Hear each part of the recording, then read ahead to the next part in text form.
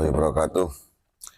Apa kabar kawan-kawan semua? Semoga selalu dalam keadaan sehat walafiat dan selalu dalam lindungan Allah Subhanahu wa taala dan selalu dilimpahi rezeki yang melimpah dan selalu dimudahkan segala urusannya dan dilancarkan semua usahanya. Amin amin ya rabbal alamin. Kali ini ada satu cerita dari Bung Riman di Tanjung Ibus, Sumatera Utara. Bung Riman ini adalah seorang pengepul bonsai atau pohon serut ya.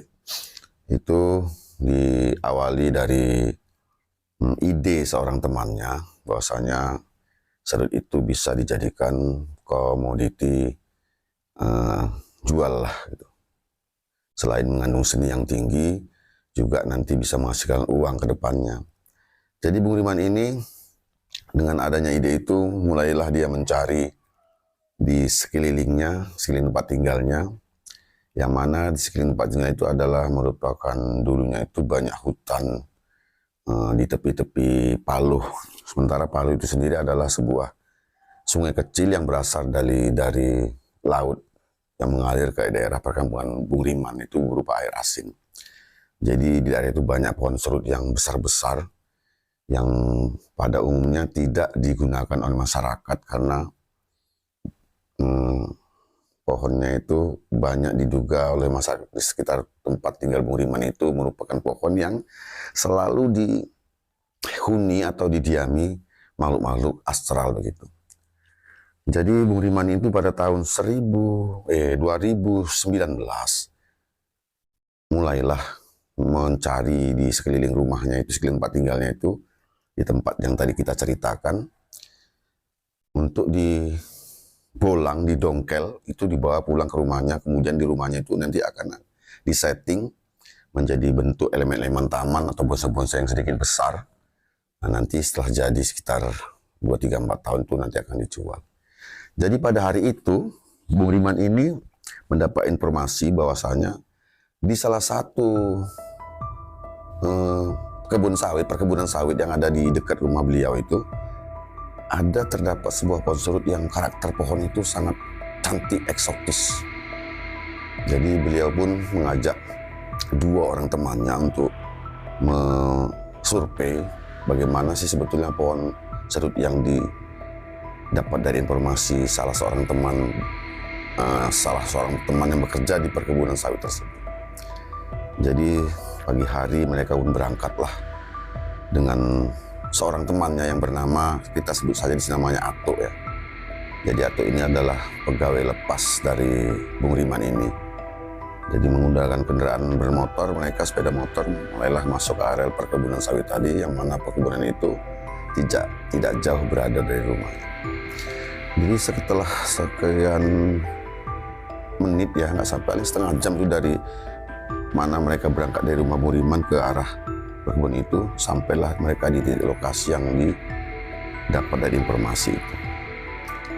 Bung Riman ini teringat bahwasanya dulu di perkebunan ini dulu sebelum menjadi kebun sawit adalah merupakan pertambakan yang dikelola oleh masyarakat luar itu, artinya merupakan hampir sebuah PT ya, karena itu lokasinya itu ratusan hektar itu, dan itu merupakan pertambakan udang di zaman itu. Nah, setelah pertambakan udang itu mulai mundur hasilnya, maka oleh pengusaha tersebut dirombaklah menjadi perkebunan sawit, yang mana bekas kolam-kolamnya itu juga tidak ditutup. Nah, dibiarkan kolam itu seperti adanya, kemudian sekitar itu ditanami pohon sawit oleh pemilik perusahaan perkebunan itu tadi. Jadi situasi atau lokasi itu, pohon itu terdapat di salah satu bekas kolam udang yang ada di perusahaan itu, dan berada juga di pinggir sebuah sungai, yang mana sungai itu merupakan sungai air asin ya, tidak besar. Nah, dan masyarakat sekitar itu menamakan sungai itu adalah sebuah palu yang palu nikmat. Jadi pohon serut yang disurvei oleh Bung Riman tadi berada di antara Paluh Nikmat, pinggiran sungai Paluh Nikmat, dan di antara sebuah kolam. Dan ternyata kolam itu dulu pada zaman dijadikan tambak dulu itu pernah memakan korban, yaitu 2 orang dari pekerja tambak itu pernah kesetrum listrik ketika mengumpan udang di saat melakukan pengumpanan. Saya nggak begitu ingatnya itu cerita Bung Riman ini apakah waktu mengumpan malam, siang atau sore. Intinya ada 2 pekerja kolam itu yang meninggal dunia akibat kesetrum listrik. Itu terjadi sebelum tahun 2019, artinya si masa perkebunan itu masih merupakan pertambakan udang. Nah, pohon itu sendiri, pohon serut yang disurvei oleh Bung Riman ini memang merupakan sebuah pohon yang besar. Artinya itu menurut Bung Riman ini besarnya itu sekitar 30-an orang dewasa lah, dengan karakter pohon yang cantik, yang eksotis. Artinya pohonnya itu memang bentuknya nggak lurus betul, itu ada bengkoknya, kemudian cabangnya juga itu, cabang-cabang itu merupakan cabang-cabang yang sesuai dengan karakter pohon tadi. Jadi Bung Riman ini tertarik untuk mengevakuasi atau membolang, mendongkel pohon ini untuk menjadikan di rumahnya itu menjadi elemen taman. Jadi akhirnya dia mendekat ke pohon itu bersama seorang temannya tadi yang kita sebut dengan nama Atuk tadi, memperhatikan ke atas pohon serut tadi itu ya. Jadi ternyata di pohon serut itu, di antara cabang-cabangnya itu, di bawah daun-daun itu, ternyata ada seekor ular yang menurut Bung Riman pada saat itu besarnya itu sekitar pergelangan tangan beliau. Artinya itu merupakan ular yang lumayan besar. Dan warnanya itu bisa berubah menurut Bung Riman. Bisa kadang hijau katanya ketika di cabang pohon, di dekat daun-daun pohon serut itu warnanya hijau. Tapi setelah kami usir atau kami lempar-lempar dengan tanah kecil untuk mengusirnya, ular itu menggeser, pergi, berjalan, kemudian ketika mendarat atau melekat pada batang pohon serut itu berubah lagi warna menjadi agak kecoklatan gitu, seperti batang pohon serut itu. Jadi menurut Bung Riman ini ular itu memang bisa berubah-berubah, dan dia nggak tahu namanya apa itu ular itu, karena baru sekali itu dia menjumpai ular yang bisa berubah warna, dan kita pun nggak tahu. Nanti kalau kawan-kawan tahu bisalah mencarinya di Google atau di mana searching ya. Nah, setelah memutuskan bahwa pohon itu bisa untuk dijadikan pohon bonsai, maka pun mereka kembalilah ke rumah untuk mempersiapkan pembongkaran atau pendongkelan, atau bahasa kerennya itu di dunia bonsai namanya membolang. Dan itu dipersiapkan seperti dodos untuk menggali tanahnya, gergaji untuk memotong cabang-cabangnya, dan lain sebagainya. Dan itu dilakukan besok harinya. Singkat ceritanya, besok harinya itu Bung Riman ini membawalah 4 orang untuk memotong akar-akar pohon serut tadi itu, kemudian mengorek keliling untuk bisa nantinya itu diangkat ke atas untuk dibawa pulang. Tapi sebelum mengerjakan itu, Bung Riman ini mengadakan sedikit ritual pada saat itu.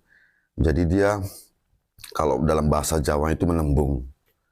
Kalau bahasa nasional itu mungkin minta izin lah kepada, mungkin ada pohon serut itu dihuni oleh sosok makhluk atau makhluk astral yang ada di hutan. Namanya juga hutan ya kan, walaupun itu perkebunan sawit, tapi tetap juga merupakan sebuah hutan.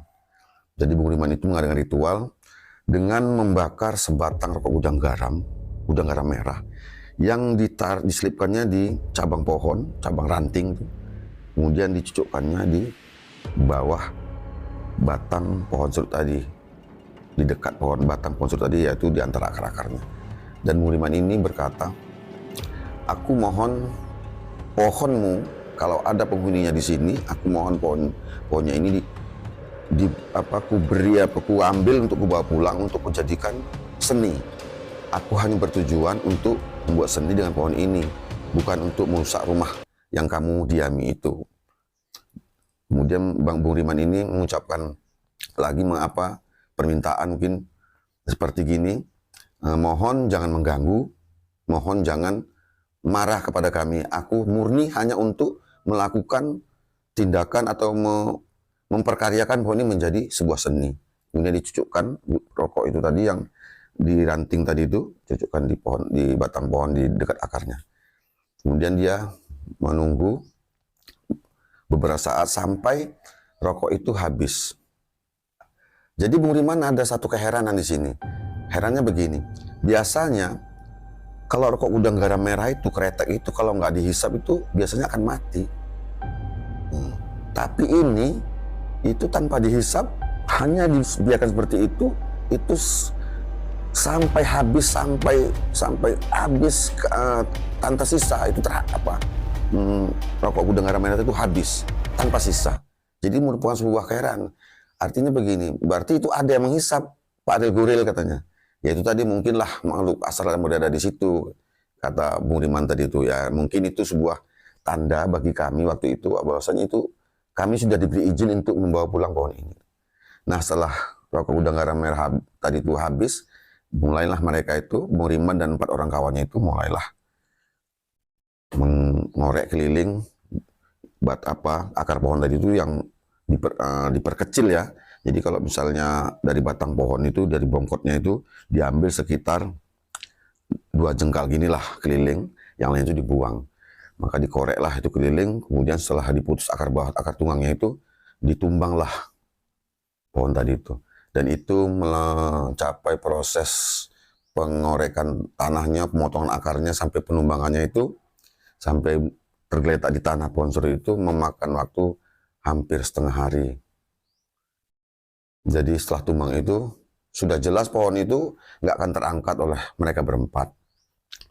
Jadi setelah makan siang, Bung Riman dan 4 orang kawan itu pulang ke rumah Bung Riman untuk makan siang, istirahat, dan sebagainya gitu.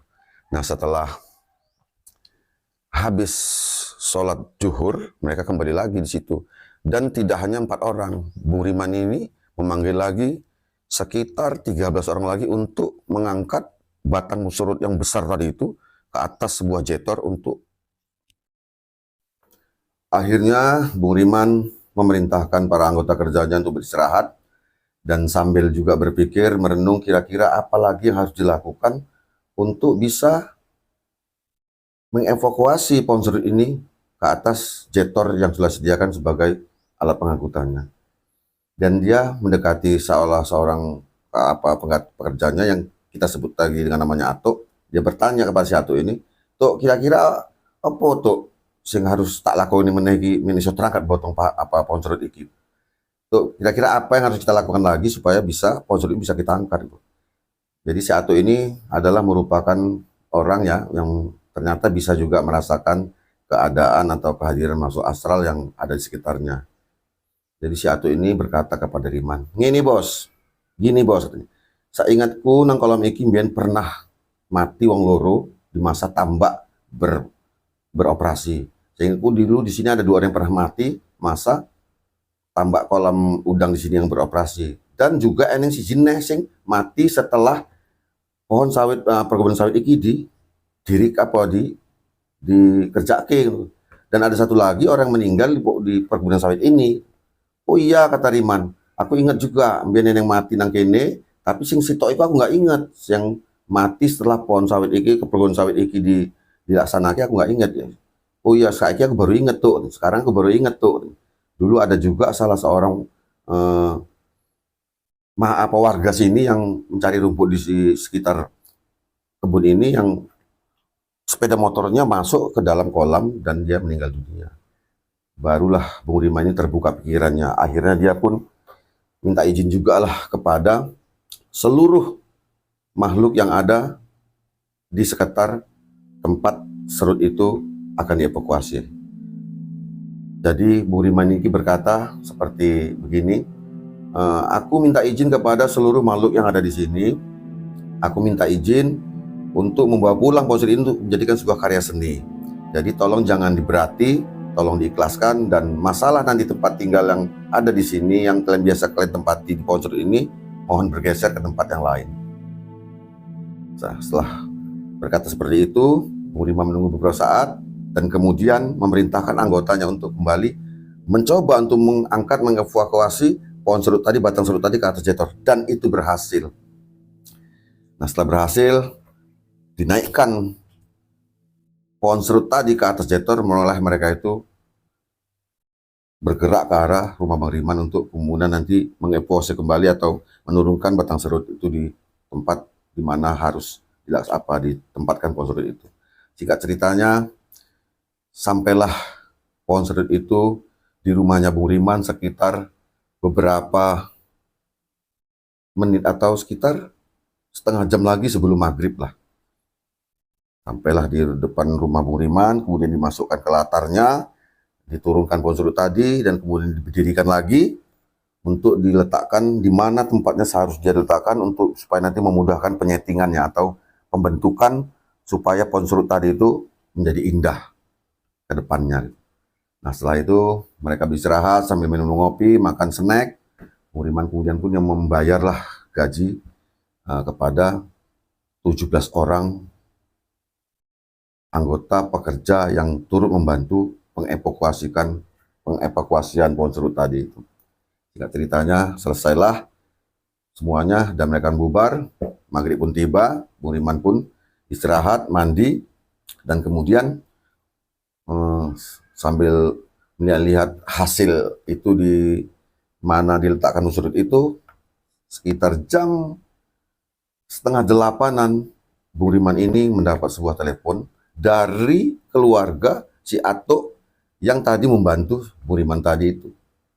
Jadi di telepon itu diberitahukan oleh keluarga si Atuk tadi bahwasanya si Atuk di rumah lagi kesurupan dan di Bung Riman diharapkan untuk segera datang. Akhirnya Bung Riman pun bergeraklah menuju ke arah rumah si Atuk tadi dengan mengendarai sepeda motor, karena rumahnya juga nggak jauh dari rumah Bung Riman, itu sekitar jaraknya paling pun sekitar 300 meteran lah. Juga berapa saat pun Bung Riman pun sampai ke rumahnya si Atuk tadi dan melihat keadaan si Atuk, dan benarlah si Atuk tadi ini memang kesurupan. Itu matanya merah, badannya kaku, dan diajak ngomong itu nggak ada sautan, cuma diem aja, cuma menggerak.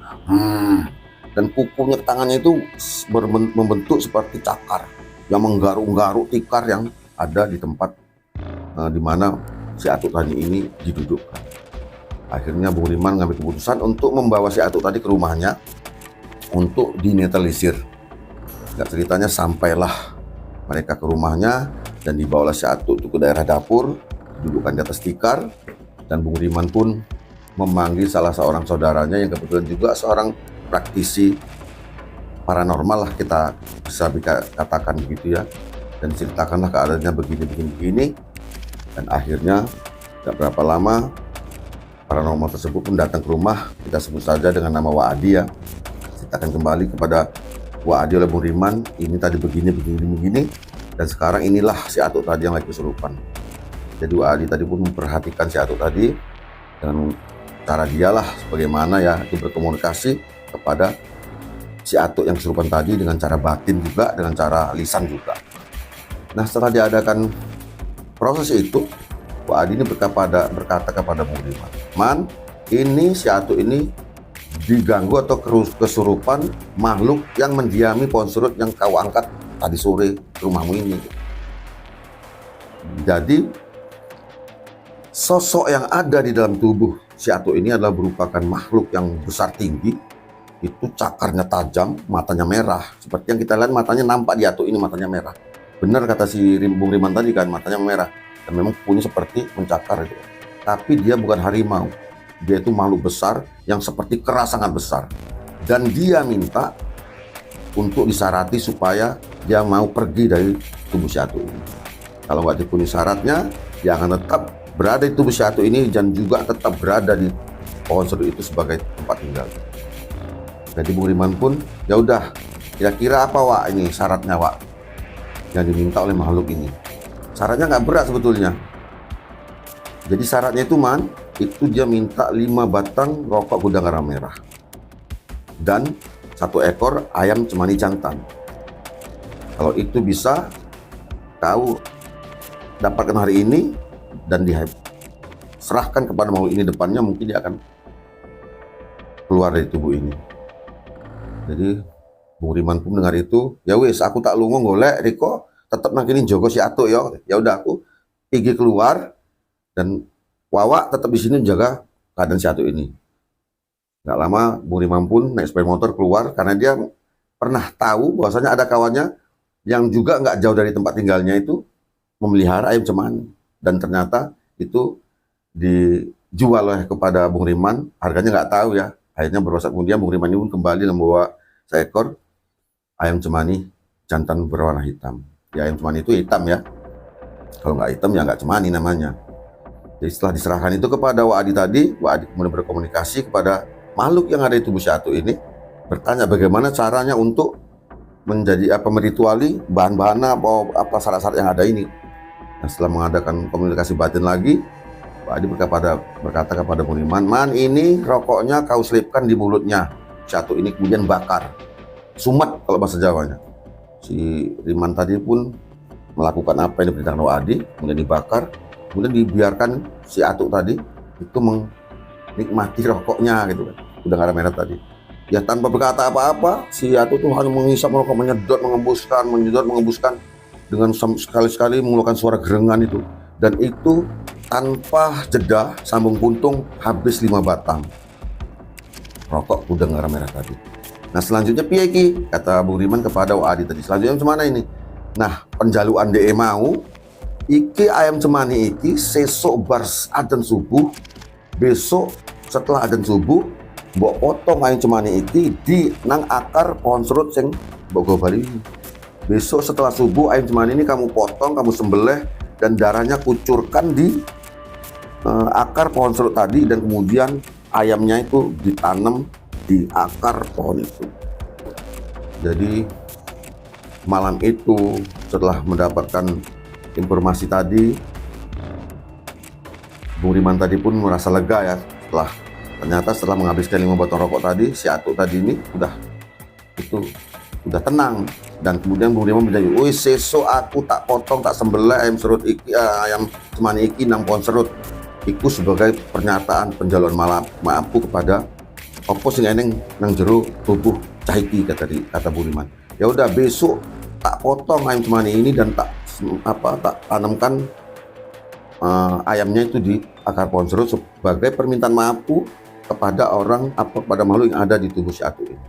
Dan akhirnya Wak Adi setelah ngobrol-ngobrol ke depan panjang lebar kepada Bung Riman ini ya, selain melepas kangen dan setelah menyelesaikan persoalan ini, Wak Adi pun pulang. Namun Bung Riman tetap harus melek menjaga si Atu tadi ini sampai besok pagi, sampai disembelihnya ayam cemani itu. Satu malam Bung Riman ini bergadang di dapur di rumahnya itu berdua dengan si Atu yang ya memang waktu itu sudah tenang ya, namun diajak ngobrol belum enak lah, kata Bung Riman.